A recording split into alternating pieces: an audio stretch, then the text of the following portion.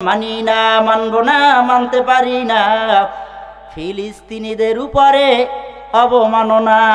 মানি না, মানব না, মানতে পারি না আল্লাহ রাসূলের অবমাননা। হায় রে অবমাননাকারীরা রক্ষা পাবি না, ঠিক না ঠিক? হায় রে অবমাননাকারীরা রক্ষা পাবি না। মানি না, মানব না, মানতে পারি না কোরআন হাদিসের অবমাননা। একদল আছে কোরআন হাদিসের ব্যাখ্যা করে দেখবেন সব ঠিক আছে, এরপরে যে হারামিতে নিমজ্জিত হয়ে যায়। কোরআন হাদিসের অর্থ করে এরপর দেখবেন অবাধ মেলামেশা, নারী পুরুষের সাথে বেপরদার সরাসরি হয়ে যায়। এটা কি অবমাননা করা হয় কি হয় না? বাংলার বীর মুসলমান জেগে উঠিছে, লেজ গুটিয়ে নেস্তিকদের পালাতে হবে, ঠিক না ঠিক? বাংলার বীর মুসলমান জেগে উঠিছে, লেজ গুটিয়ে ইসরায়েলদের পালাতে হবে, নইলে মোরা করব তোদের কবর রচনা, নইলে মোরা করব তোদের কবর রচনা। মানি না, মানব না, মানতে পারি না আল্লাহ রাসূলের অবমাননা। মানি না, মানব না, মানতে পারি না কোরআন হাদিসের অবমাননা। বিশ্ব নবীর উম্মতেরা লৌহাতে শমশির হাত জাগান সবাই, নারায়ে তাকবীর। বিশ্ব নবীর উম্মতেরা লৌহাতে শমশির, খতম করো আবু জেহেলের নাতিপুতি সাগরিদ। বিশ্ব নবীর উম্মতেরা লৌহাতে শমশির, খতম করো ইসরায়েলদের নাতিপুতি সাগরিদ। ওই বেঈমানদের আস্তানাতে আগুন জ্বালাও না, বেঈমানদের আস্তানাতে আগুন জ্বালাও না। মানি না, মানব না, মানতে পারি না ফিলিস্তিনিদের উপর অবমাননা। মানি না, মানব না, মানতে পারি না মুসলমানদের নিয়ে অবমাননা। হায় রে অবমাননাকারীরা রক্ষা পাবি না, অবমাননাকারীরা রক্ষা পাবি না। মানি না, মানব না, মানতে পারি না কোরআন হাদিসের অবমাননা। বিশ্ব নবীর ব্যঙ্গ করে বানাইলো সিনেমা, বানাইছিল কি বানাইছিল না? তার জন্য দায়ী হলো বারাক ওবামা। ওই ভুষের মতো জুতা খাবি, দেরি হবে না, ভুষের মতো জুতা খাবি, দেরি হবে না। মানি না, মানব না, মানতে পারি না কোরআন হাদিসের অবমাননা। মানি না, মানব না, মানতে পারি না আল্লাহ রাসূলের অবমাননা। এইটা করতে হলে বাস্তবায়নের জন্য রে মুসলমান হকের উপরে মজবুত থাকা লাগবে কি লাগবে না? আজকে ফিলিস্তিন আমার এক মুসলমান ভাইরা, পর্দার আড়ালের মা বোনেরা, আমার যুবক ভাইরা, আমার বৃদ্ধ বাবাজির ওলামা একরামরা, আজকে তারা দেখেন পাখির মতো দাঁড়ে দাঁড়ে গুলি করে করে তাদের হত্যা করতেছে। বিস্ফোরক বোমা ফাটাইয়া যুদ্ধবিরতি চলাকালীন অবস্থায় তাদেরকে কিভাবে গোত্র বাই গোত্র, শহর বাই শহর ধ্বংস করতেছে। বড়ই আফসোস, বড় পরিতাপের বিষয়। আজকে এক শ্রেণীর মুসলমানরা বাংলার জমিনে বইসা আবার পাঁচা ভাই গালি ভেটকাইয়া ভেটকাইয়া আর বলে কয় বাংলাদেশে বইসা তোমরা লাফাইলে কি না লাফাইলে কি? আমার মাওলা সব দেখে কি দেখে না? আমার মাওলা সব দেখে কি দেখে না? আমাদের রবকে, জোরে আওয়াজ দেন, আমাদের রবকে, ফিলিস্তিনবাসীদের রবকে, সৌদিয়ানদের রবকে। আমরা কি সবাই মুসলমান কি না বলেন? ইমানকে আমাদের ইমান আর সৌদিয়ানদের ইমানের মধ্যে পার্থক্য আছে কিনা? যে যে জায়গায় থাকুক না কেন সব জায়গার ইমানদার একটা গাছের ফল। কয়টা গাছের? একটা গাছের শাখা। একটা গাছের মধ্যে থেকে যদি একটা শাখা ছিঁড়ে ফেলায় ব্যথা লাগে না আনন্দ লাগে? আপনার শরীরের সকল অঙ্গ প্রত্যঙ্গগুলো একটা শরীরের অংশ কিনা বলেন? এই শরীরের অংশের একটা আঙ্গুল যদি কাইটে ফেলায় ব্যথা লাগে না আরাম লাগে? হ্যাঁ, যদি একটা হাত ভেঙে ফেলায়? বন্ধু তোমার পা কেটে গেলে ব্যথা হয় কেন বুকে? বন্ধু তোমার হাত ভেঙে গেলে জল আসে কেন চোখে? বন্ধু তোমার ঘর পুড়ে গেলে ভেঙে পড়ো কোন দুঃখে? বন্ধু তোমার ভাই মরে গেলে তুমি কাঁদো কোন শোকে? বলবে আমায় পাগল, তুমি বোঝো না সহজ কথা, যে কোনো অঙ্গে আঘাত পেলে যে সারা দেহে করে ব্যথা, শিরায় শিরায় রক্ত কানায় মিশে যায় যন্ত্রণায়, প্রকৃতির সেই শাসন বিধান তুমি কেন বুঝলে না? ওগো বন্ধু আমার, তাহলে আবার আসল কথাটা শোনো। সারা সারা দুনিয়ার মুসলমানের ভেদাভেদ নেই কোনো, ঠিক না বেঠে?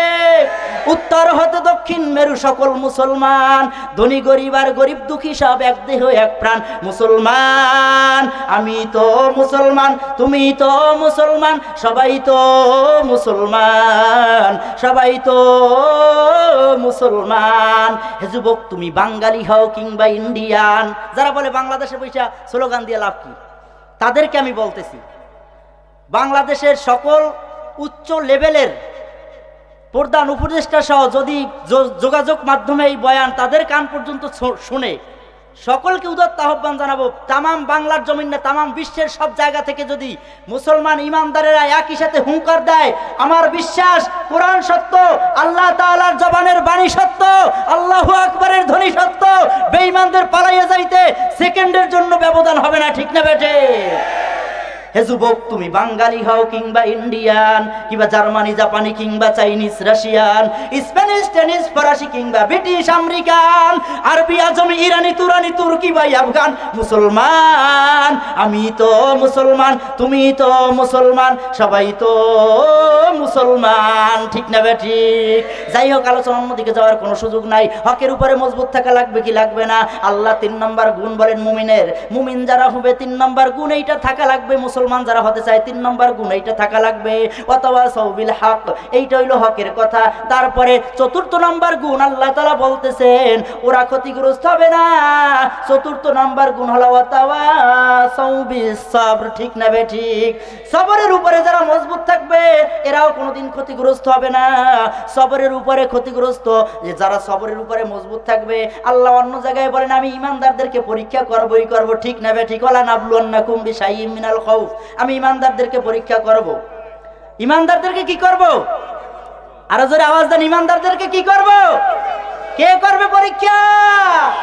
নারে তাকবীর! এই বিশ্বাস হয়, বিশ্বাস হয় আল্লাহ পরীক্ষা করবে, বিশ্বাস হয়। আমার মাওলা বিশ্বাস যদি পরীক্ষাই করে, ওই পরীক্ষা আমার মাওলা নিজ হাতে করবে, জাস্টিফাই করবে আল্লাহ নিজে। ওই জায়গায় আপনার এক চুল পরিমাণ নড়চড় হওয়ার কোনো সুযোগ আছে? কথা বলে না। নাকি এই ছেলেটা আমার এই ছেলেটা আলহামদুলিল্লাহ আল্লাহ তাআলা দেখছেন আপনাদের চেয়ারম্যান সাহেব সে আসছে, আল্লাহ তাআলা চেয়ারম্যানের হায়াতে বরকত দেখ। আমি অনুরোধ করব, ওয়ালাইকুম আসসালাম ওয়া রাহমাতুল্লাহ, ইনশাআল্লাহ আসেন, একটু জায়গা দেন, চেয়ারম্যান সাহেব বসেন। আলহামদুলিল্লাহ বলেন, সবাই বলেন আলহামদুলিল্লাহ। আমি আরেকটু বয়ানের ফাঁকে একটু কথা বলি, অত্যন্ত খুশি হয়েছে আমি এই জায়গায়, এই জন্য এই যে আমার সাথে আপনাদের এইখানের পরিচয় একান্তভাবে ওই মুরব্বী, আপনি ওই জায়গায় বসেন, আমি একটু কষ্ট পাই, তাহলে আপনি এদিকে বসেন না, বসেন আপনি। এই জন্য আমি এই কথাটা বলতেন যে অনেকের চিনি না তো, এই যে আপনাদের এখানে এটা ভালো লাগছে যে অনেক নেতৃত্বস্থানীয় সম্মানী মানী জ্ঞানী গুণী লোকগুলো তারা আজকে আমি আইসেই দেখছি সন্ধ্যার পর থেকে এখানে। এটা আল্লাহ তাআলার অশেষ মেহেরবানি ছাড়া আসতে পারে না, কেননা এরা অনেক ব্যস্ত, কর্মব্যস্ততা ফালাইয়া তারপরেও এই যে এই জায়গায় আসছে, মাহফিলে হাজির হয়েছে। আমি খুশি হইলাম, আল্লাহ তাআলা আপনিও তাদের উপরে খুশি হয়ে যান, সবাই বলেন আমিন। কি বলতেছিলাম আমি? হকের উপরে, হকের এক পর্যায়ে একটু শেষ করছি মোটামুটি। হক বাতিল বোঝেন না আপনারা? হক বাতিল বোঝেন আপনারা? এইটার উপরে মজবুত থাকতে হলে সবর লাগবে। সবর লাগবে কেন শোনেন, আল্লাহ নিজে বলেন আমি আমার ইমানদারদেরকে পরীক্ষা করব, ওয়ালা নাবলুয়ান্নাকুম। জি, আল্লাহ তাআলা বলতেছেন যে আমি পরীক্ষা করব, শুধু করব না, করবই করব। কে বলছেন? তা আল্লাহ পরীক্ষা করবেই করবে। কির দ্বারা? বান্দাকে ভয়ের দ্বারা। ব্যাপক আলোচনা ওই যে অনলাইনে গেলে যে টাইমে আগান যাইবে না। কি বলছে? পরীক্ষা করবই করব বান্দাকে ভয়ের দ্বারা। বান্দার জানের ক্ষতি, বান্দার সন্তান সন্ততির ক্ষতি, বান্দার ব্যবসার ক্ষতি, বান্দার চাকরির ক্ষতি, বান্দার মালের ক্ষতি, এর দ্বারা আমি আমার বান্দাকে পরীক্ষা করবই করব। কিন্তু এই পরীক্ষায় পাশ করার জন্য সবর লাগবেই লাগবে, হকের উপরে মজবুত থাকা লাগবেই লাগবে। লাগবে কি লাগবে না? আর যদি মজবুত কেউ থাকে, আল্লাহ নিজে বলেন ইন্নামা ইউয়াফাস সাবিরুন আজরাহুম বিগাইরি হিসাব।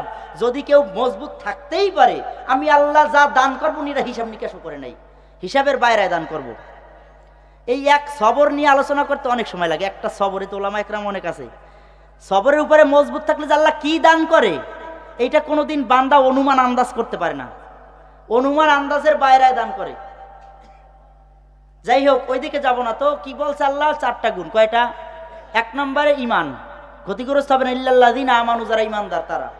2 নম্বর গুণ হলো ওয়া আমিলুস সলিহা, আমলে সলে করবে, নেকামল। নেকামল বলতে যা বোঝেন, আর নেকামলের সংক্ষিপ্ত একটা উদাহরণ দিয়ে যাই। যেই কাজ করলে, বলেন সবাই, যেই কাজ করলে আল্লাহ খুশি হয়, আল্লাহ আল্লাহর রসুল খুশি হয়, সেই কাজ মজবুতভাবে ধরা, নিজে আমল করা, বাস্তবায়ন করা সমাজের মধ্যে, এইটার নাম হলো নেকামল।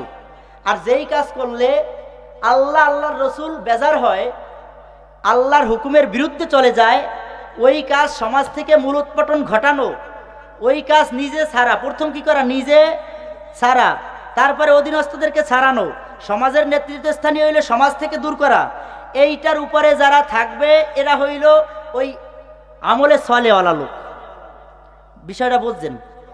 কি বলছিলাম? দোপার কিস্তি, দেদল কিস্তি দোপার পাড়া চেরা দো, দেল দুইটা নিয়ে কোনো দিনই 5টা মামলা মোকাবেলা করার সুযোগ নাই, 5টা ঘাঁটি মোকাবেলা করার সুযোগ নাই। আপনি মনে করেন একটা লোক ইমানদার, নামাজও পড়ে, রোজাও রাখে, আবার বেপরদায় চলে, আবার হারাম খায়, আবার সুদের সাথে জড়িত, আবার মিথ্যা কথা বলে, নামাজও পড়ে, হজও করছে, জাকাতও দেয়। এখন আল্লাহ বলছে যে দুইটা একত্রিত করা কোনোদিন নাকি না সম্ভব না। এখন ওই ব্যক্তি যখন মারা যাইবে, ওই ব্যক্তি কোন দিকে যাবে, কোন লাইনে যাইবে বলেন? আল্লাহ বলা জানে কেন? 2 নৌকায় পাড়াই খে, আপনার সবাই জ্ঞানী মানুষ না, পাড়ি দিয়েছেন ও পারে। প্রথম যে কথা বইলে আসছি কেন শোনেন, এই যে কল্পনা অন্তরটা, এইটাকে আপনি এই মুখী করতে হবে। যতটুকুই বলা হয় কথা, টিউবওয়েলে পানি ভরতে গেছেন, কলসিটাকে, আপনার সবাই জ্ঞানী, ভালো বোঝেন, এসব উদাহরণ বারবার শোনেন। টিউবওয়েলের পিছনের দিকে আপনি কলসি রাইখা কিয়ামত পর্যন্ত যদি টিউবওয়েল চাপতে থাকেন, পানি ভরবে কলসিতে? হ্যাঁ, যদি কোনো বুদ্ধিমান কয় আমি এভাবেই ভরমু, তোমার কি তাতে? তুমি ভরলে ভরো, ওভাবে কোনোদিন কলসি ভরবে না। তো 2 নৌকায় একচোটে পা রাখলে কি হয় না? কোনো দিন হয় না। আর আমার মাওলা দেখে কি দেখে না? রব কয়জন আমাদের? আল্লাহ আমার রব, বলেন আল্লাহ আমার রব, এই রবই আমার সব, দমে দমে তনু মনে তারি অনুভব, দমে দমে তনু মনে তারি অনুভব। এটা জিকির। দমে দমে কি? দম মানে কি? শ্বাস, শ্বাসে শ্বাসে, সব সময়, সব সময়। বলতে পারেন হুজুর আমি যখন ব্যবসা করি তখন আল্লাহর নাম লব কিভাবে? ব্যবসাটা যদি বিসমিল্লাহির রহমানির রহিম বলে শুরু করেন, হক ব্যবসা করেন, মালে ভেজাল না দেয়, মাপে কম না দেয়, ইনি কিন্তু আরো আজিমের নিচে ছায়া পাইবে, 7 শ্রেণীর লোকের মধ্যে একজনেই। আবার বলেন হুজুর আমি তো একজন বিচারক, আমি আল্লাহর নাম দমে দমে লব কিভাবে? আপনি বিচার করতেছেন, ন্যায় বিচারক আল্লাহর রাসূলদের পাশাপাশি ওই আরশে আজিমের নিচে 7 শ্রেণীর মধ্যে একজন ন্যায় বিচারক, যারা বিচার করে ন্যায়ের উপরে, এদিক সেদিক যায় না। এখানে আল্লাহর নাম হয় না, জিকির হয় না? চাকরি করতেছেন, আপনার যেটা হক, এতটুকু টাইম থেকে এতটুকু আমার চাকরি করা দরকার, এখানে আপনি ফাঁকি দেন না, এইটা আপনার জিকির। আল্লাহ আমার রব, এই রবই আমার সব, দমে দমে তনু মনে তারি অনুভব, দমে দমে তনু মনে তারি অনুভব। তোমার দুনিয়াতে আমি যেদিকে তাকাই, অথই নিয়ামতে ডুবে আছে সবাই, পাক পাখালির গানে।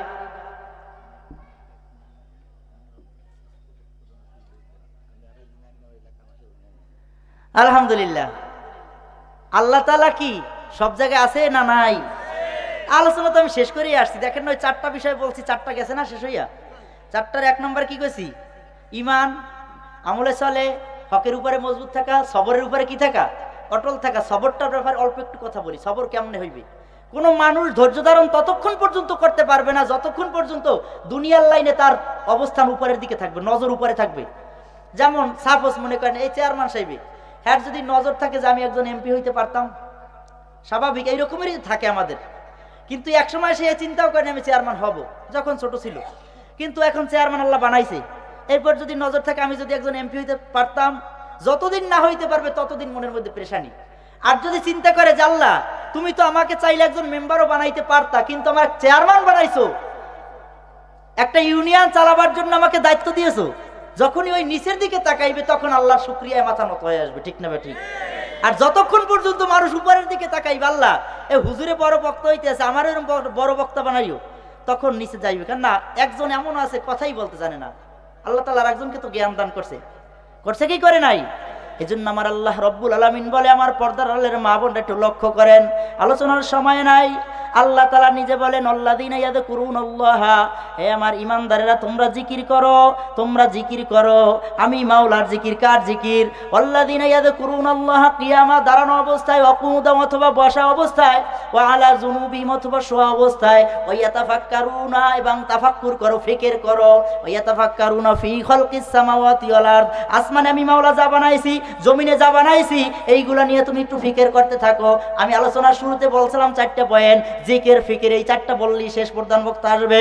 জিকির ফিকির, আল্লাহ বলেন তুমি কি করো? ফিকির করো, তুমি চিন্তা করো। ওয়া ইয়াতাফাক্কারুনা ফি খালকিস সামাওয়াতি ওয়াল আরদ, আসমানে জমিনে যা কিছু আছে এইগুলা নিয়ে চিন্তা করো, ফিকির করতে থাকো। ফিকির করে করে পথ চলতে থাকো। পথ চলে এক সময় দেখবেন এই রকমের করতে করতে মুরাকাবা মুশাহাদার মাধ্যমে, জিকিরের মাধ্যমে, ফিকিরের মাধ্যমে, চিন্তার মাধ্যমে, শুকরের মাধ্যমে, আল্লাহ তাআলার হকের উপরে, আল্লাহর পথের উপরে মজবুত থাকার মাধ্যমে, সবরের মাধ্যমে এক সময় মাথাটা নত হয়ে আসবে।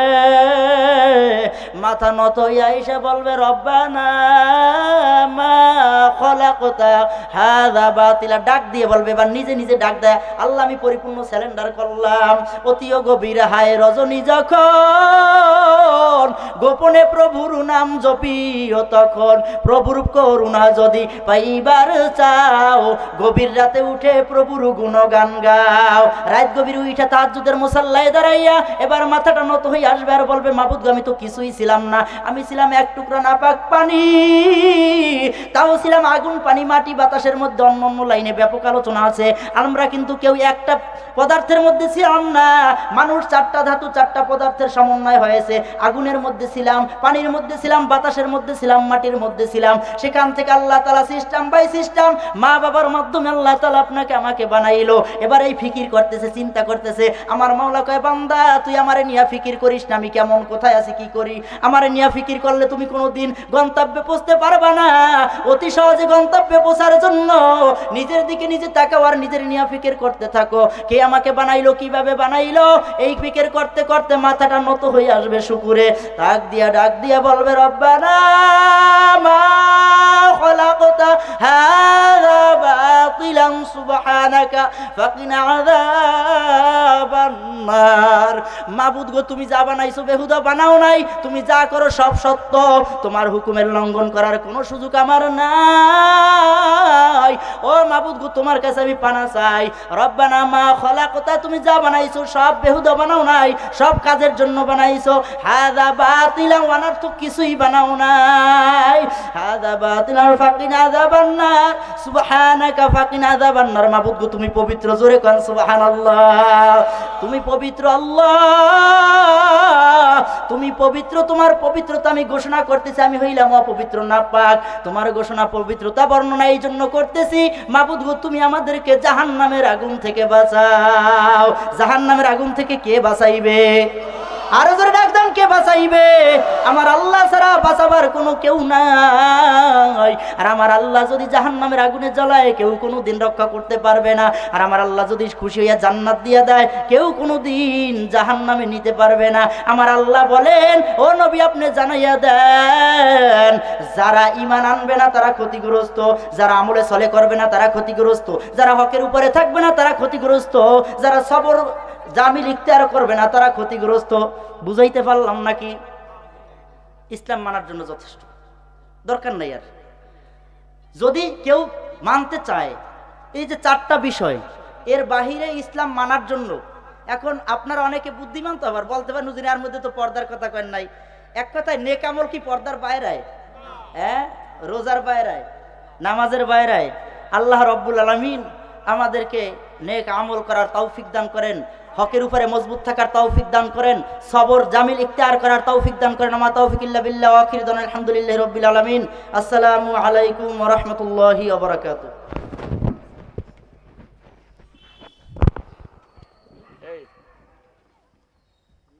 নারে তাকবীর, নারে তাকবীর, বিশেষ অতিথির আগমন। এখন আমাদের সামনে মূল্যবান নসিহত পেশ করবেন বিশিষ্ট। এ বান্দা, কই থেকে আগমন করলা, কই যাওয়া লাগবে চিন্তা ফিকির করছো নাকি? কোথা থেকে আগমন, কোথা যেতে হবে রে? কে আনিল কি কারণে জানা নাই এ ভবেতে। কে আনছে? আমাদের বানাইছে কে? আরো জোরে আওয়াজ দেন, কে বানাইছে? আমাদের বানাইছে আল্লাহ। আমার মাওলা কয়, বান্দা দুনিয়ায় আসার পরে তুই কি আমাকে ভুইলা গেলি নাকি? কার প্রেমেতে ভুলছো, কেন ভুলছো? বলো আর যাই করো। মায়ের পেটে ছিলাম আমি আল্লাহ, দুনিয়ায় যখন শিশু ছিলা তখন ছিলাম আমি আল্লাহ, হেফাজত করছি আমি আল্লাহ। বিপদে পড়ছো, হেফাজত করছি আমি আল্লাহ। অভাবে পড়ছো, হেফাজত করছি আমি আল্লাহ। আবার যখন দুনিয়ায় থাকবা না, অন্ধকার কবরে চলে আসবা, তখন দেখবো আমি আল্লাহ। অতএব আমি আল্লাহকে ভুইলা যাইও না। আল্লাহকে ভুইলা যাওয়া যাইবে নাকি? পাগল মন আমার তুমি কারবা জন্য করলারে বাড়ি ঘর। বাড়ি ঘরে সাজাই গেছে না একদল আছে, তারা অন্ধকার কবরে গেছে না। আমাদের যাওয়া লাগবে কি লাগবে না? বিশ্বাস হয় কার কার? নারায়ে তাকবীর, নারায়ে তাকবীর। সবার যাওয়া লাগবে, সবার বিশ্বাস হয়, দিল থেকে বিশ্বাস হয় কার কার? দিল থেকে বিশ্বাস হয়। যাওয়ার লাগবেই লাগবে, কোনো ফাঁকি দেওয়ার সুযোগ নাই। কিন্তু যাওয়ার একটা কায়দা সিস্টেম আছে না নাই? সিস্টেম ছাড়া যাওয়ার কোনো সুযোগ, সিস্টেম ছাড়া যায় বিভিন্ন জীব জানোয়ার, অন্যান্য পশু পাখি, তাদের কোনো হিসাব নিকাশ নেই। কিন্তু মানুষ যাওয়ার হিসাব নিকাশ আছে। হিসাব নিকাশ মিলাইয়া তারপর মানুষের যাওয়া লাগবে। হিসাব না মিলাইয়া যায় পশুরা, কিন্তু হিসাব মিলাইয়া যায় মানুষেরা। হিসাব মিলায় বুদ্ধিমানরা, হিসাব মিলান ছাড়া চলে পাগলেরা। ঠিক না বেঠিক? বুঝেন নাই? কই আছিলাম, কই আসি, কই যাব, তিনটা কাল সম্পর্কে আপনাকে ধারণা থাকাই লাগবে। তিন কাল সম্পর্কে যদি কোনো মানুষ অবহিত না থাকে, ওই মানুষ স্বাভাবিক মানুষ হইতে পারে, এটা পাগল হইতে পারে। একটা লোক রাস্তা দিয়ে হাইটে যায়, জিজ্ঞেস করলেন, ভাই তুমি যাও কই, কোথা থেকে আসছো? বলতেছে জানি না কোথা থেকে আসছি। আসো কোথায়? কয় তাও জানি না। কয় যাইতেছো কোথায়? তাও জানি না। তিনটা কাল বুঝছেন? হ্যাঁ, পাস্ট, প্রেজেন্ট, ফিউচার, মাজি, মুস্তাকবেল, হাল। তিনটা কাল বুঝছেন? তিনটা কালের মধ্যে আমরা অতিবাহিত হইতেছি না। আমাদের অতীতকাল চলে গেছে না পিছনে, এখন বর্তমান কাল আমাদের চলতেছে না, আবার ভবিষ্যৎ আমাদের জন্য আছে না।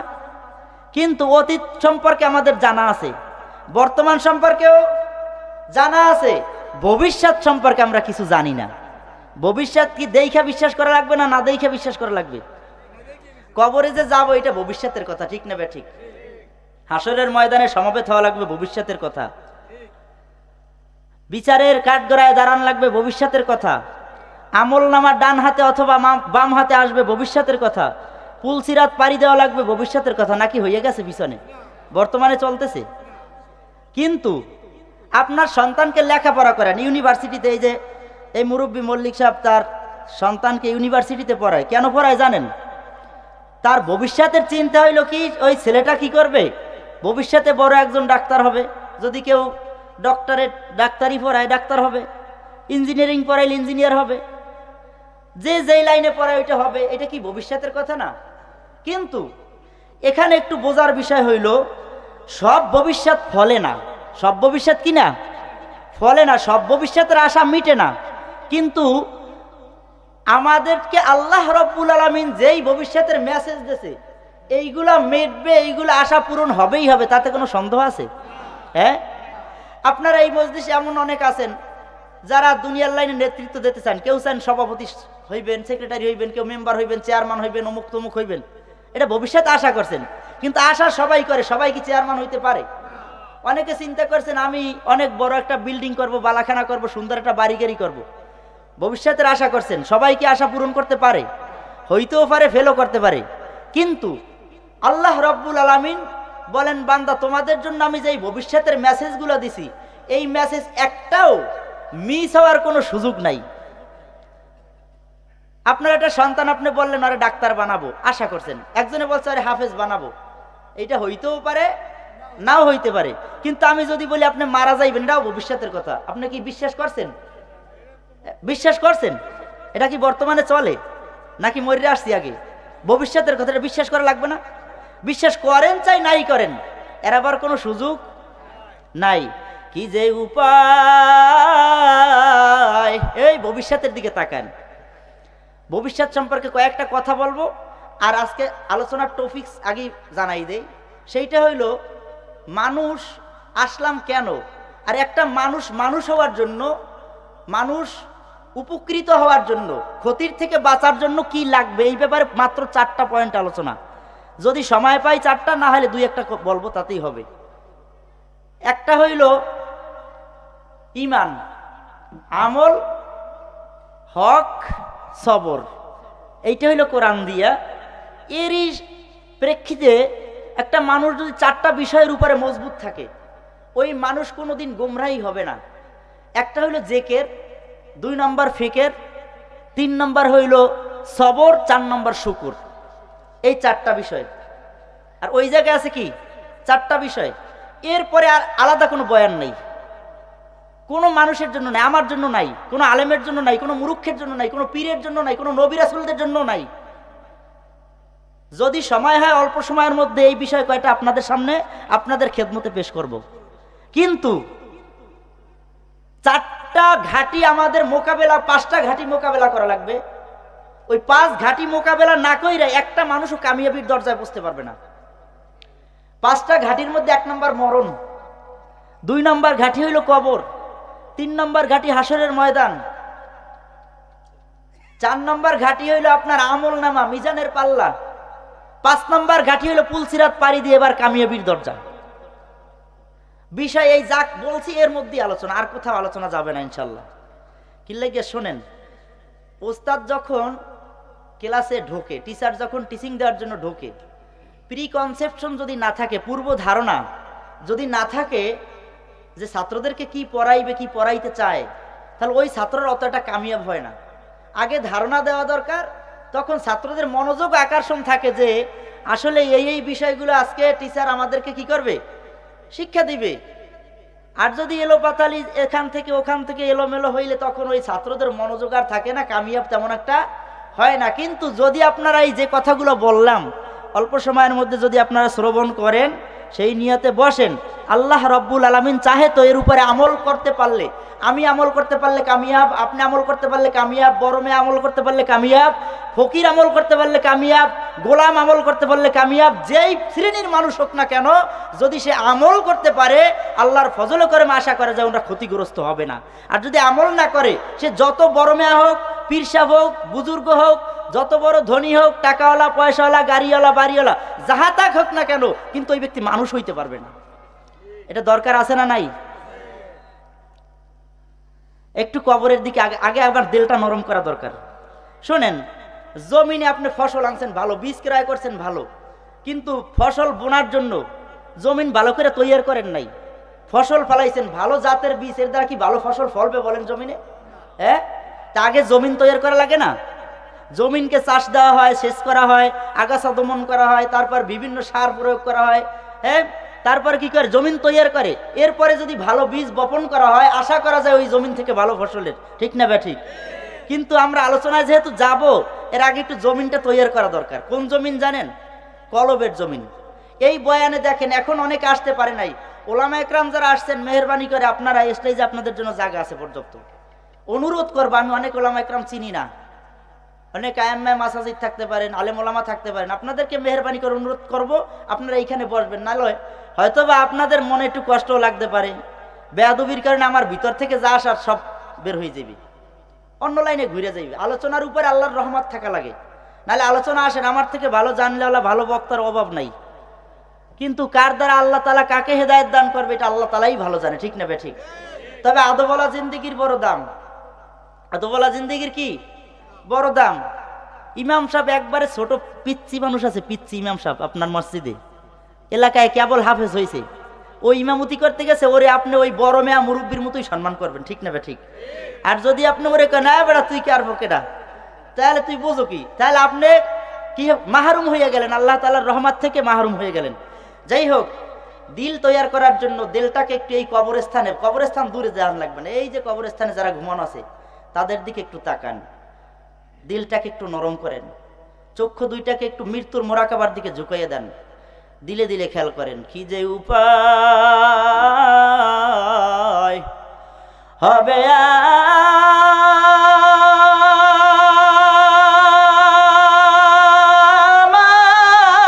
আমার মরণে,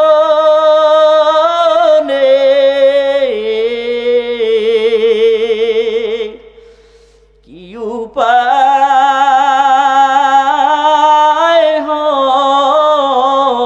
হইবে আমার কবরে,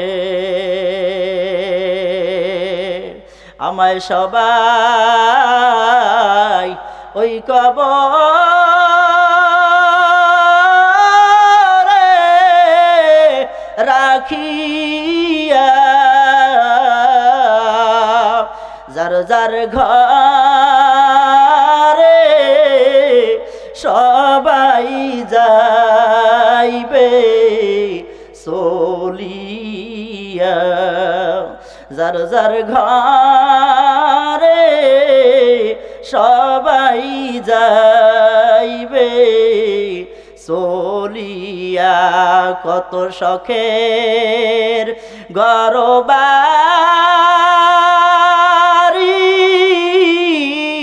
বানায়া,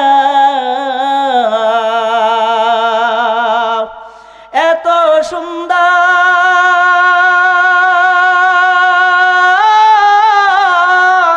দালান কোঠা সাজায়া, 3.5 হাত মাটির ঘরে থাকবা পরিয়া, কত শখের বন্ধু বান্ধব ছিল দুনিয়ায়,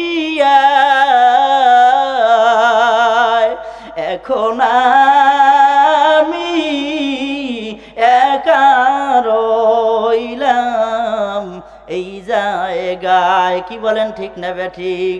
এই অন্ধকার কবরে আজকে যারা ঘুমায় তাদের কত শখের বন্ধু ছিল, চায়ের আড্ডায় কত মানুষ বসতো, তাদের পিছনে কত মানুষ দৌড়াইতো, আজকে তারা অন্ধকার কবরে একা একা ঘুমায়।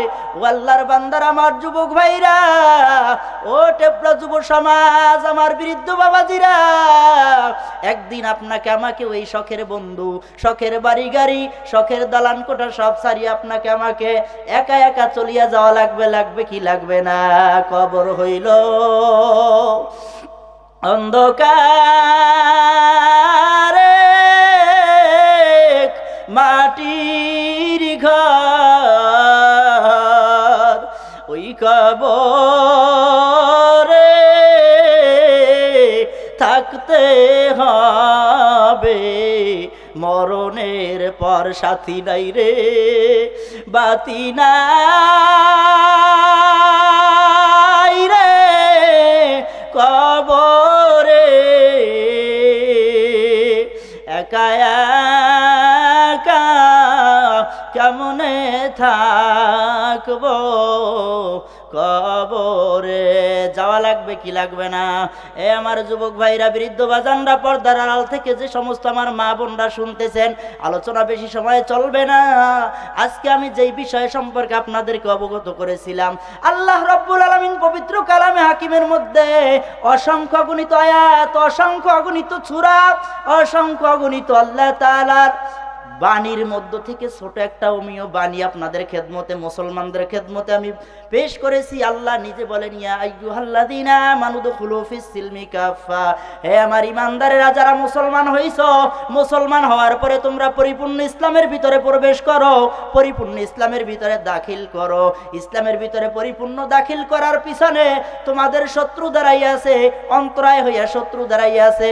শত্রুর পরিচয় আমার মাওলা দিতে গিয়ে বলেন, ওয়ালা তাত্তাবিউ খুতুওয়াতিশ শাইতান ইন্নাহু লাকুম আদুউম মুবিন। আমার সাথে বন্ধুত্ব তোমার ছিল আলমে আরোহার জগতে, ঠিক না ঠিক? আরো জোরে আওয়াজ দেন ঠিক না ঠিক? আলমে আরোহার জগতে আমার আল্লাহর সাথে বন্ধুত্ব ছিল, কারো কোনো কমতি ছিল না। সকল আত্মাগুলো ছিল সুস্থ সবল পবিত্র। সবাই আমার মাওলাকে একযোগে বলছে কলুবালা, হ্যাঁ আপনি আমাদের রব, আপনি আমাদের প্রভু। আল্লাহ যখন জিজ্ঞেস করেছিল আমি কি তোমাদের প্রভু নই, আল্লাহর ওই প্রশ্নের আনসারে নবী রাসূলগণ সহ সকল মানুষগুলা, সকল রূহগুলা বলছে হ্যাঁ আপনি আমাদের রব। আল্লাহ বলেন কিন্তু তুমি যখন দুনিয়ায় যাবা, আমার কাছ থেকে দুনিয়ার জগতে যখন যাবা, তখন দেখবা তোমার অনেক প্রভু আছে, অনেক বন্ধু আছে, হয় কি হয় না? কে বানাইলো, কেন বানাইলো? আমার মাওলা জানাইয়া দেয় বান্দা, তোমার যখন কেউ ছিল না, আলমে আরোহার জগতে ছিলাম আমি। ওখান থেকে রুহুটাকে যখন আমি মাওলা কুদরতি ভাবে তোমার মায়ের রেহেমের মধ্যে, জরায়ুর মধ্যে লটকাইয়া দিয়েছিলাম, ওই জায়গায়ও ছিলাম আমি। যখন তোমার কেউ ছিল না,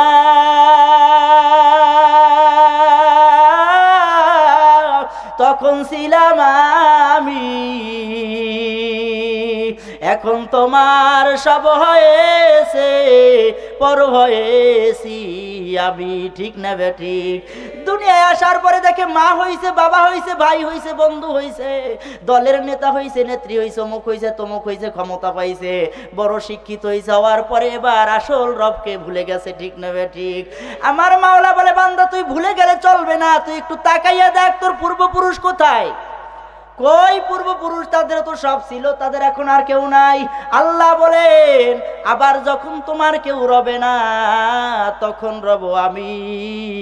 আমার কাছে আসতে হবে যতই ভাবো তুমি, ঠিক না ঠিক? আমার মাওলার কাছে যাওয়া লাগবে কি লাগবে না? এই জায়গায় আসার পরে কারা কারা খুশি হয়েছি? নারায়ে তাকবীর, নারায়ে তাকবীর। রব্বুল আলামিন মালিক আপনার বান্দারা জান্নাতের বাগানে কোরআনের পরিবেশে বসার পরে আপনার বান্দারা খুশি হয়েছে, আপনার বান্দাদের উপরে আপনিও খুশি হয়ে যান। আল্লাহ আপনি আপনার বান্দাদেরকে জান্নাতের মেহমান বানাইয়া নিয়েন। আল্লাহ আপনার বান্দারা এই মজলিসে যারা আসছে একজনকেও মাহরুম খালি ফিরাইবেন না।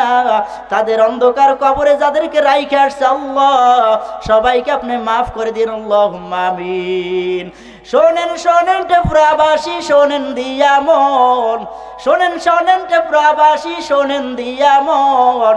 ভালো লাগলো আপনাদের এই মাহফিল আয়োজন, হায় রে ভালো লাগলো আপনাদের এই মাহফিল আয়োজন। এই মাহফিলের প্রধান অতিথি দিন ইসলাম চাঁদপুরি সাহেব ভাই, তারই সাথে আরো আছেন মুরব্বী সবাই। সবাই মিলে একই সাথে জান্নাতে যাইতে চাই। কারা কারা জান্নাতে যাইবেন হাতে নারা দেন সবাই, হাতে নারা দেন সবাই, হাতে নারা দেন সবাই। দিন ইসলামের পথে চলবো, আল্লাহু আকবার বলেন সবাই। নারে তাকবীর, নারে তাকবীর। আজকের মাহফিল সফল হোক, কবুল হোক। আল্লাহ তাআলা আমাদের সবাইকে কবুল করেন, জোরে করেন আমিন। কবুল করার মালিক কে? কয়টা বিষয় বলবো বলছি? কয়টা বিষয়? 4টা বিষয়ের মধ্যেই হলো পূর্ণ দিন। আল্লাহ তাআলা বলছেন উদখুলু ফিস সিলমি কাফা, বান্দা পরিপূর্ণ দিনের ভিতরে ঢোকো। আর খবরদার অন্য আয়াত আল্লাহ বলছে ওয়ালা তামুতুন্না ইল্লা আনতুম মুসলিমুন, খবরদার মুসলমান না হইয়া কেউ মইরো না। কে বলছে? আমি বলছি নাকি? আল্লাহ বলছে। তা আল্লাহর হুকুম মানতে আমরা রাজি আছি সবাই। আর পরিপূর্ণ ঢোকা লাগবে কি লাগবে না? আপনি মসজিদে ঢুকতেছেন, এক ব্যক্তির মসজিদে এক পা, বাহিরে এক পা। আর ওই ব্যক্তির কেউ বলবে পুরো মসজিদে ঢুকছে? হ্যাঁ। আবার কেউ বলবে পুরো বাহিরে। আর দুই জায়গায় পাড়াইকে কিছু হয়। আপনাদের এই নদীটা জানো কি? এই যে এইদিকে পূব দিকে বাটুয়া, রামনাবাদ নাকি? ওই রামনাবাদ নদী ধরেন পার হইবেন আপনি। কিস্তি চেনেন না? নৌকা চেনেন? নৌকায় পার হইতে যাইয়া চিন্তা করছেন বেড়া নৌকা তো দুইটা, দুইজনই আমার পরিচিত লোক, দুইজনই খাতিলের লোক, এক লগেই চলি ফিরি, একই সমাজে থাকি। নৌকাটা পারার জন্য তো পারাবই, তাহলে দুইজনারই তো খুশি করা লাগে। তাই এই নৌকায় একটা পা দেবো, এই নৌকায় একটা পা দেবো।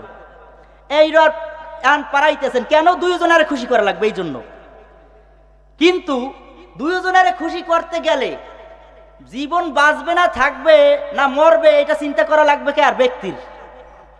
দুনিয়া আখিরাত দুইটা সতীনের মতো। দুই সতীন যেমনি ভাবে একসাথে সম্ভব না, দুনিয়া আখিরাত এক লাগে খুশি করা সম্ভব না। আজকে এমনও কথা হইবে এই হকের ব্যাপারে, এমনও কথা হইবে যখন আপনি ওই দুইজনের খুশি করতে চাইবেন, দেখবেন যে হুজুরের মতের লাগে বনে নাই, তখন আমারে গালি দেবেন, বেজার হইবেন। কিন্তু আমি একজন মেসেঞ্জার, আপনাকে সঠিক মেসেজ দেওয়া আমার দায়িত্ব, ঠিক নেবে ঠিক। মেসেজ যদি ভুল দেয়, আজকে মাহফিল মল্লিক সাহেবে সাজাইছে, সে যদি মেসেজ দিতে যে 11টার পর মাহফিল শুরু হইবে, 11টার পরে মাহফিল শুরু হইনাও কিন্তু আছে অনেক এলাকায় দেখছি, 11টার পরও মাহফিল আসলটা শুরু হয়, কিন্তু সে যদি মেসেজ দিতে 11টার পর, আর আমি যদি এই জায়গায় বয়ান করতে থাকতাম এখন, একজন এই মাহফিল পাইতেন। তাই মেসেঞ্জারের মেসেজটা সঠিকভাবে দেওয়া লাগবে কি লাগবে না? দোপার কিস্তি দে দোল কিস্তি তোবার পারা চেরা দো, নৌকা পাড়ি দেওয়ার জন্য একটা নৌকা সিলেক্ট করা লাগবে, দিন মানার জন্য একটা দিন মানা লাগবে, ইসলাম মানার জন্য হক ইসলাম মানা লাগবে, পরিপূর্ণ ঢোকা লাগবে, অর্ধেক ঢুকলে চলবে না, দুই নৌকায় পাড়াইখা চলা যায় না। এখন আপনারা সবাই বলেন তো, রাত না দিন? রাত না দিন? আমি বললাম এখন দিন, হয় নাই কে? আমি বললাম দিন। যদি দিন আর রাত একলগে মিলাইয়া রাখা যাইতো, তাহলে আপনাদেরকেও বলতাম আপনারাও সব মিলিয়ে চলেন, সমস্যা নেই। খাতিল তো দুইজনের লাগেই, সবারটাই মিল রাখেন, সম্ভব কোনো দিন? হ্যাঁ। আর রাত যখন আসে তখন কি দিনের আলো চলে যায়, দিনের আলো যখন আসে রাত চলে যায়। আল ইসলামু নূরুন, ইসলামের নূর যখন আসে তখন জাহিলিয়াতের অন্ধকার কি হয়? দূর হয়ে যায়, বিদায় নিয়ে যায়। আবার যখন জাহিলিয়াত আচ্ছন্ন করে তখন ইসলামের নূর কি হয়ে যায়? চলে যায়। এখন বলতে পারেন হুজুর, যখন মানুষ তো গুনাহ করে তখন কি অবস্থা হয়? আল্লাহ রাসূল নিজেই বলে গেছে যে আমার সাহাবীরা, এমন একটা সময় আসতেছে, ওই সময় মানুষগুলো সকালবেলা ঈমান নিয়ে বের হইবে, বিকালবেলা ঈমান হারা হয়ে ঘরে ফিরবে, আবার বিকালে ঈমান থাকবে, সকালে ঈমান হারা হয়ে যাইবে। কেন বলছে? যখন মানুষ কোনো কবিরা গুনাহ করে, ওই সাময়িক সময়ের জন্য তার ঈমানটাই অ্যাবসেন্ট থাকে। কেননা ঈমান আর জাহেলিয়াত, কুফুর, জুলুম আর আপনার নূর একাত্রিত হয়ে কোনো দিনই একই ঘরে থাকতে পারে না। এটা পারে সম্ভব? কোনো দিন সম্ভব না। যাই হোক, আল্লাহ রাব্বুল আলামিন আমাদেরকে আমল করার তৌফিক দান করেন। যেই দিকে আলোচনা যাইতেছিলাম, আমি বলছি নাকি আল্লাহ বলছে উদখুলু ফিস সিলমি কাফা? কে বলছে? এই পরিপূর্ণ ইসলামের উপরে থাকার জন্য অন্তরায় হইয়া দাঁড়াইবে হইল ইবলিস নামক শয়তান, ঠিক না ঠিক? শয়তান কি করবে জানেন? লাড়াচাড়া দেবে, টান দেবে পিছন থেকে। এখনো যারা আসতে পারে নাই তাদেরকে কিন্তু শয়তানে ধরে রাখছে, তাদেরকেও আবার এই লাইনেই বয়ান করে। শয়তান তো বড় একজন জ্ঞানী ছিল, ঠিক না ঠিক? বড় জ্ঞানী ছিল না, বড় বুদ্ধিমান, বড় শিক্ষিত, বড় আবেদ ছিল। শয়তানে আবার আমার চেয়েও ভালো বয়ান করে ওনার কাছে। কারে বেটা ওরকমের সব বললেই শোনা লাগে না, ওরকম বয়ান তো কতই শুনে আসছে না। ভালো ভালো হুজুর করতে একসের টিপ দিবি, এই রকমের আইতে থাকবে, ইয়া দেখবি আর আমল করবি, শোনা লাগবে কা? ওই বয়ান করে কামিয়াব বানাই ফেলাইছে। কিন্তু আমি বলি না, আল্লাহর হাবিব বলেন এই মজলিসটাকে এখন এই সময়ে রহমাতের ফেরেশতা চতুর্দিক থেকে বেষ্টন করে রাখছে। জোরে বলেন সুবহানাল্লাহ। আর রহমাতের মজলিসের মধ্যে ঢুকতে হইলে আল্লাহর রহমাতের কবুলকৃত বান্দা লাগে, ঠিক না ঠিক? তা আপনারা যারা এখনো বাহিরে আছেন, আপনি মনে করেন আপনি যতই বুদ্ধিমান হয় না, এখন আল্লাহর রহমাতের চাদরের মধ্যে ঢুকতে পারেন নাই। আল্লাহ তাআলা আমাদের সবাইকে ঢোকার তৌফিক দান করেন। যাই হোক, আল্লাহ কি বলেন? উদখুলু ফিস সিলমি কাফা, পরিপূর্ণ ইসলামের ভিতরে প্রবেশ করো, কিন্তু ওয়ালা তাত্তাবিউ খুতুওয়াতিশ শাইতান, পরিপূর্ণ ঢোকার জন্য শয়তান তোমাদেরকে বাধা দিবে। শয়তান বাধা দেওয়ার জন্য মোকাবেলা করা লাগবে কি লাগবে না? মোকাবেলা করার জন্য লাগবে জিকির, লাগবে ফিকির, লাগবে সবর, লাগবে শুকর, লাগবে কি লাগবে না?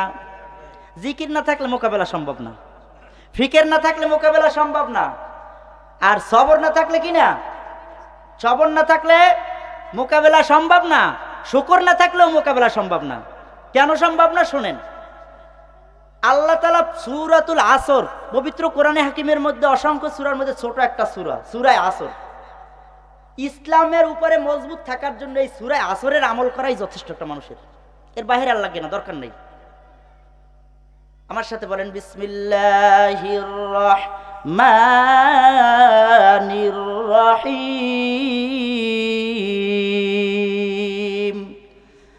ওয়াল আসর ইন্নাল ইনসানা লাফি খুসর ইল্লাল্লাযীনা আমানু ওয়া আমিলুস সলিহাতি ওয়া তাওয়াসাউ বিল হক ওয়াতাওয়াসাউ বিল হাক্কি ওয়াতাওয়াসাউ বিস সাবর। জোরে কোন সুবহানাল্লাহ। সূরা ছোট, কার্যক্রম অনেক বড়। বাঘ ছোট, কার্যক্রম অনেক বড়। জঙ্গলা ছোট, এর মধ্যে হিংস্র প্রাণী অনেক বড়। হতে পারে কি পারে না? এ বনেতে বাঘ নাই ভাবিও না মনে, বড় বড় বাঘ থাকতে পারে ছোট ছোট বনে। বড়র বড়াই করলে মাওলার রহমত আসে না, নিজেকে নিজে ছোট মনে করিও সাদা। ভোগ বিলাসের বাহাদুরি পরে রবে সব, থাকতে সময় হিসাব মিলাও আল্লাহ আমার রব। জোরে ডাক দেন আমার রবকে, আর জোরে ডাক দেন কে? আমার রব আল্লাহ। ভোগ বিলাসের বাহাদুরি তাকাইয়া দেখেন। উদাহরণ দেওয়ার জন্য দূরে যাওয়া লাগবে না, আমেরিকা, জাপান, লন্ডন যাওয়া লাগবে না। ভোগ বিলাসের বাহাদুরি আজকে এই যে বাহাদুরেরা নাই, সব পরে আছে, কিন্তু আমার আল্লাহ আছে না নাই? ভোগ বিলাসের বাহাদুরি পরে রবে সব, থাকতে সময় হিসাব মিলাও আল্লাহ আমার রব। আল্লাহ আমার রবকে, আমাদের রবকে আল্লাহ বলতেছেন আল আসর, সময়ের কসম। নবী গো আপনি জানাইয়া দেন আপনার উম্মতদেরকে, ওয়াল আসর ইন্নাল ইনসানা লাফি খুসর, নিশ্চয়ই মানুষগুলো ক্ষতিগ্রস্ত। কারা ক্ষতিগ্রস্ত? মানুষ ক্ষতিগ্রস্ত। এখন কি বুঝলেন? এখানে কাহাকেও ডিভাইডেড করা হয় নাই, আলাদা করা হয়নি, হয়েছে? মানুষ ক্ষতিগ্রস্ত মানে সব মানুষ। মানুষ বলতে আমরা সবাই বুঝি না, মানুষ বলতে সবাই না। এখন তো বেতাল লাগছে না যে নামাজ পড়লাম, রোজা রাখলাম, পর্দা ফসিদা করি, কত কষ্ট করি, দান সাদকা করি, হজ যাকাত করি, এই এত কিছু করার পরেও আল্লাহ কয় কি সব মানুষ ক্ষতিগ্রস্ত, তার লাভ কি আমাকে? আল্লাহ এবার ভাগ করতেছেন, ইল্লাল্লাযীনা আমানু, এক নম্বর শর্ত। ও নবী গো আপনি জানাইয়া দেন তারা ক্ষতিগ্রস্ত না, তারা বিপদগ্রস্ত না। এই যে ইল্লাল্লাযীনা আমানু, এই জিকির শুরু, জিকির শুরু। জিকির না থাকলে ওই ব্যক্তি ইল্লাল্লাযীনা আমানুর মধ্যে থাকতে পারবে না। কেননা জিকির লা ইলাহা ইল্লাল্লাহ, জোরে লা ইলাহা ইল্লাল্লাহ, লা ইলাহা ইল্লাল্লাহ। আসমান জমিন গায়রুল্লাহ, পাহাড় পর্বত গায়রুল্লাহ, জিন ফেরেশতা গায়রুল্লাহ, মাজার বাজার গায়রুল্লাহ, দরগা দুর্গা গায়রুল্লাহ, সিজদা করব না গায়রুল্লাহ, সিজদা করব ইল্লাল্লাহ, লা ইলাহা ইল্লাল্লাহ, জোরে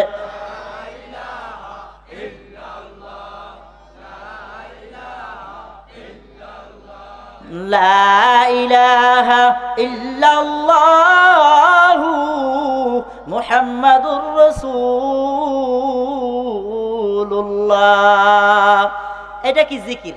নাম কি? নাম কি? ঈমান আনতে হলে লাগবে কি লাগবে না? এক ব্যক্তি সব দিকে পরিপূর্ণ, কিন্তু লা ইলাহা ইল্লাল্লাহকে সে অস্বীকার করছে, নাউজুবিল্লাহ। ঈমানদার হয়েছে? হ্যাঁ, এক নাম্বার লাগবে কি? নাম কি? ঈমান। এটার নাম কি? ঈমান। ইল্লাল্লাযীনা আমানু, আল্লাহ বলেন নবী গো আপনি জানাইয়া দেন গণহারে সবাই ক্ষতিগ্রস্ত হবে না। ক্ষতিগ্রস্ত না হওয়ার জন্য এই শর্ত লাগবে। এক নম্বর শর্ত হলো ঈমান। ঈমানের জন্য জিকির।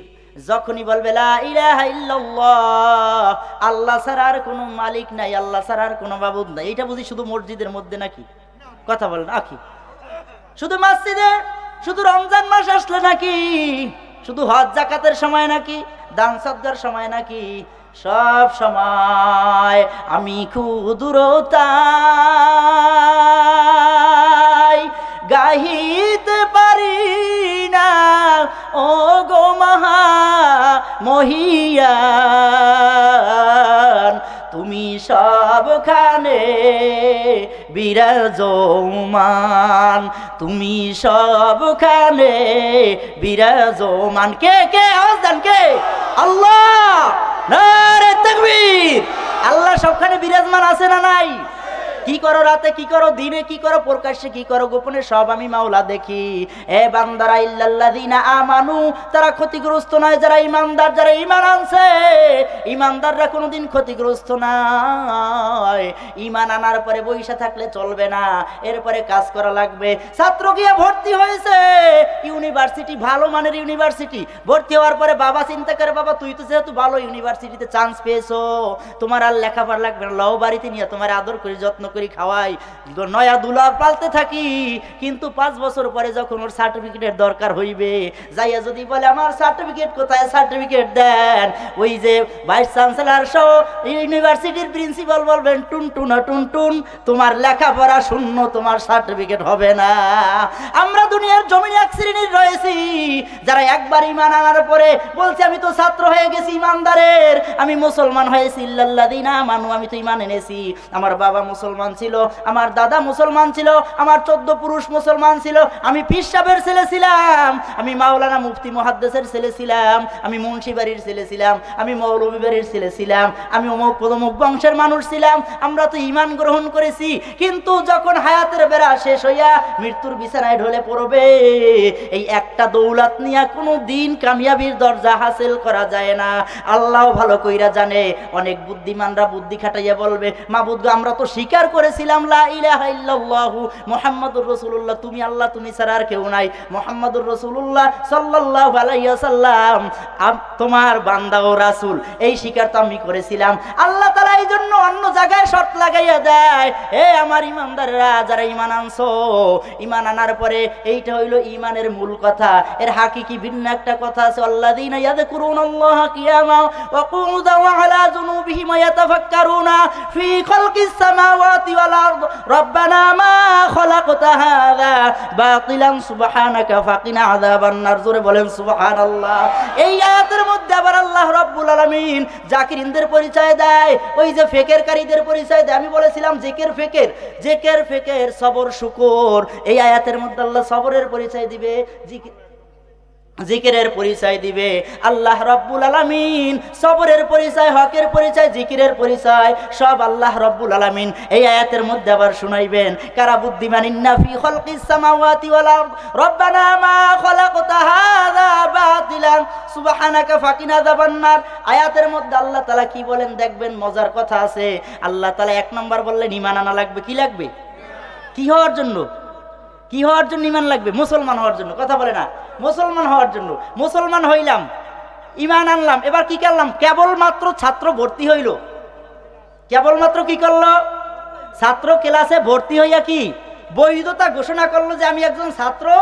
কিসের ছাত্র? ঈমানের ছাত্র। মুসলমান হওয়ার জন্য যে ঈমান গ্রহণ করা লাগে, সেই একজন ছাত্র আমি আজকে ভর্তি হইলাম। যে কালেমা পড়ছে সে কি করলো? ইসলামের মধ্যে ভর্তি হইল। এই ভর্তি হওয়ার দ্বারা পূর্ণ ইসলাম না, এই জন্য আল্লাহ বলেন উদখুলু ফিস সিলমি কাফা। ভর্তি হইছো চলবে না, ভর্তি হইয়া পরিপূর্ণ ঢোকো। এই পরিপূর্ণ ঢোকার জন্য এবার 2 নম্বর শর্ত লাগাই দিয়েছে, ইল্লাল্লাযিনা আমানু, আমি আল্লাহ বললাম তোমরা ঈমান আনবে যারা ক্ষতিগ্রস্ত হবে না। ওয়া আমিলুস সলিহাত, 2 নম্বর শর্ত হইল যারা আমলে চলে করবে, নেক আমল করবে, তারা ক্ষতিগ্রস্ত হবে না। আপনারা সবাই জ্ঞানী মানুষ, অনেক বুদ্ধিমান আমার বাজানরা আছে, আমার যুবক ভাইরা আছে, জুয়ানের তাড়নায় অনেক বুদ্ধিমানরা বুদ্ধির তাড়নায়, ক্ষমতার জোরে, বংশের জোরে, টাকার জোরে, অন্য অন্য আহমিকার জোরে অনেকে বলে এই বেটা নামাজের মধ্যে কি ইসলাম নাকি? বলে কি বলে না? কয়েকদিন আগে রোজা গেছে, বলে রোজার মধ্যে ইসলাম নাকি? কয়েকদিন আগে পর্দা, কয়েকদিন আগে আপনার হজ আসবে, কয়েকদিন পরে হজ আসবে, বলে হজের মধ্যে ইসলাম নাকি? দেখছেন কায়দারা লাগছে কোরআনে।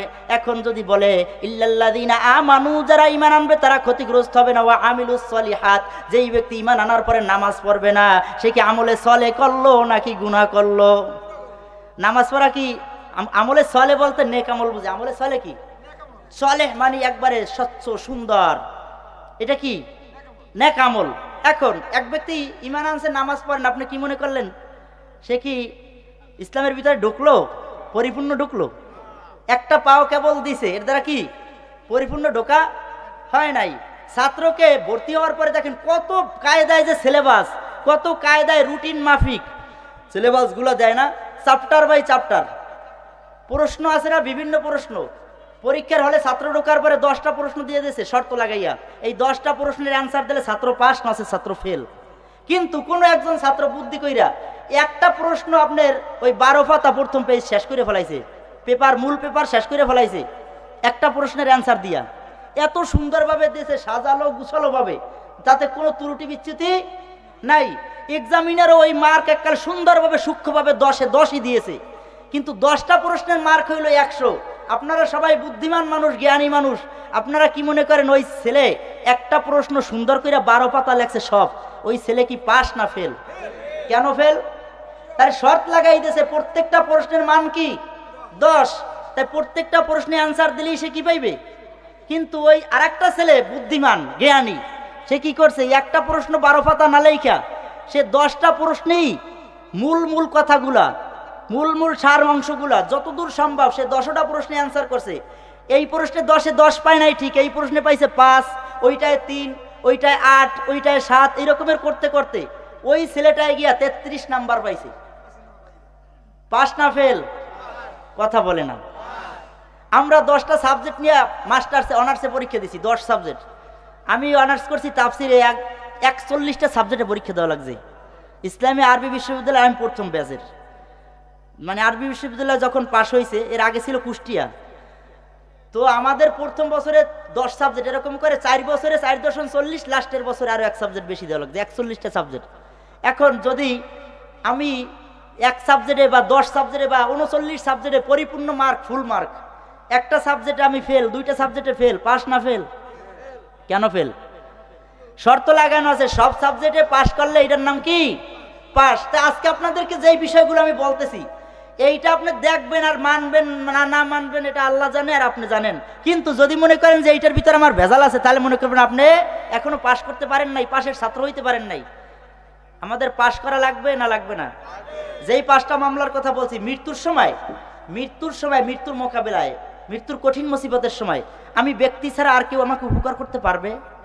বাজানরা উত্তর দেন, যুবক ভাইরা উত্তর দেন, পর্দার আড়ালের মা বোনরাও দিলের কাছে দিলে নিজের কাছে নিজে প্রশ্ন করেন, কেউ উপকার করতে পারবে? আচ্ছা, কবরে যখন যাব কেউ পারবে?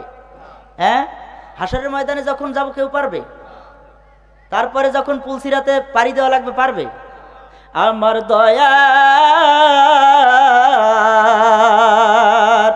মাওলা রে,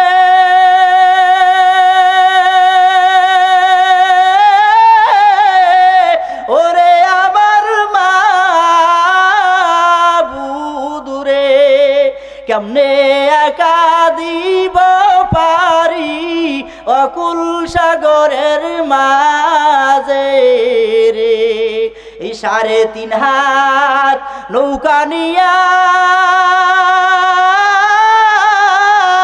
যাইতে হবে পারি দিয়া, মাঝি মাল্লা কেউ থাকবে না সঙ্গেতে,